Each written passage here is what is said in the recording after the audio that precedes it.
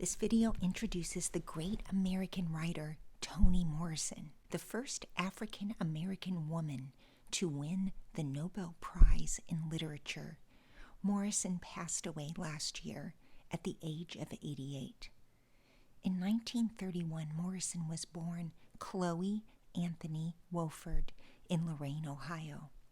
Only when she went to college at Howard University in Washington, D.C., did Morrison become known as Toni, a diminutive of her middle name. At Howard, a historically black school, Morrison was involved in the theater and acted in a repertory company called the Howard Players. In 1953, she earned her B.A. in English with a minor in classics. Morrison's English degree suggests how, if you are an ambitious and passionate creative writer, there is so much to be said for reading as many literary texts as you can by taking regular English classes and checking out the literary offerings in other departments. Indeed, not only did Morrison major in English, she did graduate work in English at Cornell University. In 1955, she received her M.A. and wrote her master's thesis on a heavy-duty topic, suicide, in the works of William Faulkner and Virginia Woolf. Morrison isn't the only great American writer to have studied intently literature in English. Consider, for example, Pulitzer Prize-winning novelist Marilynne Robinson, who famously taught at Iowa's Writers' Workshop. Robinson actually went further than Morrison and got a Ph.D. in English literature from the University of Washington.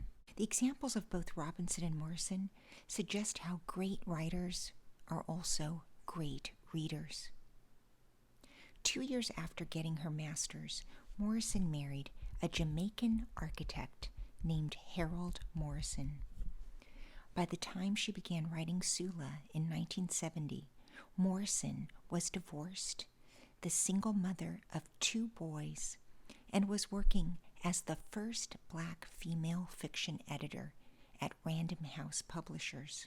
Morrison's education makes clear the pertinence of some of the key terms I've stressed in this class to our understanding of her novels. The 2 writers whom Morrison studied for her thesis, Faulkner and Woolf, were none other than modernists, and the theme of Morrison's thesis, suicide, is quintessentially modernist in its rejection of the self, a stance that radically departs from the humanist celebration of humans and human achievement.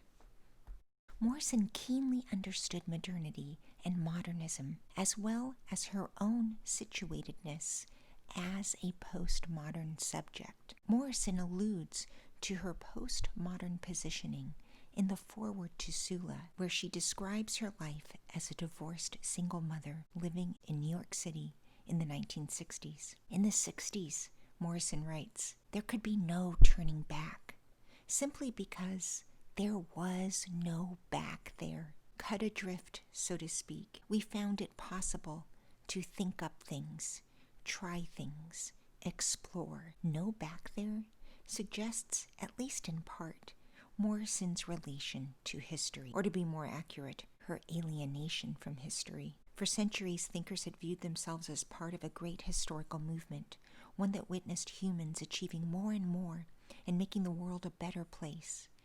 Morrison and her peers, however, lacked such a relationship to history. All too aware of the failures of Western European modernity, Morrison and her friends were cut adrift from that Western tradition and from temporal trajectories of progress. Closely associated with that rejection of traditional values was the counterculture of the 60s and 70s. A movement that was deeply rebellious and experimental. This anti-establishment movement questioned virtually all institutions and long-treasured norms, including capitalism, patriarchy, heterosexuality, white privilege, marriage and the nuclear family, celibacy, and war.